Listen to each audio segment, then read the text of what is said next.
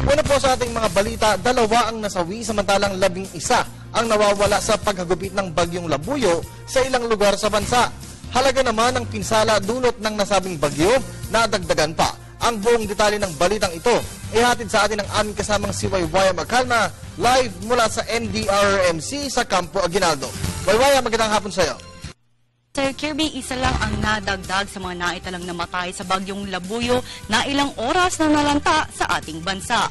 Ayon sa huling tala ng National Disaster Risk Reduction and Management Council, 2 ang nasawi, isa ay mula sa Nueva Vizcaya na kinilalang si Reynaldo de la Cruz na nalunod dahil sa flash floods, habang ang unang nasawi ay si Jomar Salico na namatay dahil sa landslide mula Tuba, Benguet.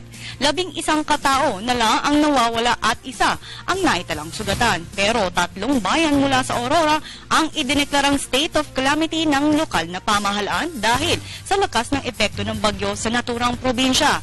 Ito ay ang Kasiguran, Dilasag at Dinalungan na kung saan hirap ang mga otoridad na pasukin ang mga bayan na ito dahil hindi pa rin makadaan ang anumang uri ng sasakyan. Kaya naman tumulak mismo si Undersecretary Eduardo del Rosario sa probinsya ng Aurora. Ito'y upang personal na alamin ang laki nga ng epekto ng bagyo at kung ano ang dapat unahin ng nagawin ng ahensya upang matulungan ang ating mga kababayan na naapektuhan ng bagyo, na umabot naman sa 27,539 na pamilya o 137,324 na katao ang apektado mula sa 14 na probinsya sa Region 1, 2, 3, 5 at Cordillera Region. 5,801 na pamilya naman o 27,000 na katao naman ang nananatili ngayon sa mga evacuation centers. Inaayos na rin ng ahensya na gamitin ng air assets ng AFP upang mas madaling maihatid ang mga relief goods sa ating mga kababayan na higit na sa lanta ng bagyo.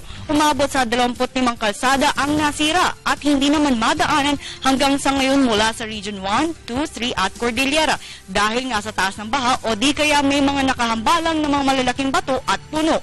13 tulay naman ang hindi madaanan ngayon sa Region 2 at 3 at sa ngayon ay nananatiling walang kuryente at walang linya ng komunikasyon ang mga bayan ng Dinalungan, Kasiguran at Dilasag sa probinsya pa rin yan ng Aurora. Umabot na sa higit 57 milyong piso ang halaga ng inisyal na pinsala dulot nga ng bagyong Labuyo. Pero 43 milyong rito ang naitala sa probinsya lamang ng Aurora. Ayon naman kay Major Reynaldo Balido, inaasahan ng ahensya na posibleng tumaas pa ang bilang ng pinsala. Pero maituturing na matagumpay ang kanilang pagbabala ng maaga sa mga lugar na dinaanan ng bagyong Labuyo na kung saan ang ilan ay nakapagsagawa pa ng preemptive evacuation. Narito ang bahagi ng pahayag ni Major Reynaldo Balido, ang tagapagsalita ng NDRRMC.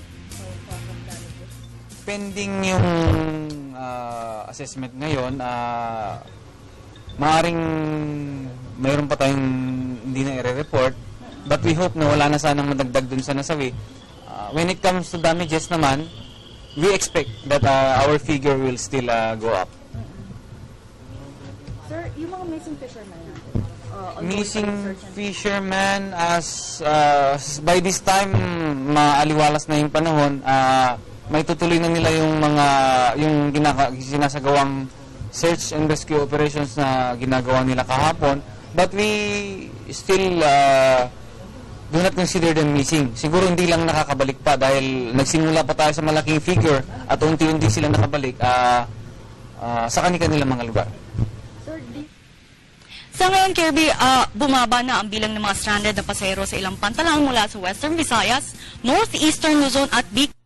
Umabot na lamang sa 1,158 na pasahero. Nananatiling nakataas naman sa red alert ang ahensya kahit maayos na ang lagay ng panahon. At yan ang pinaka-latest update mula rito sa Campo Aguinaldo. Kirby? Maraming salamat, Waywaya Macalma.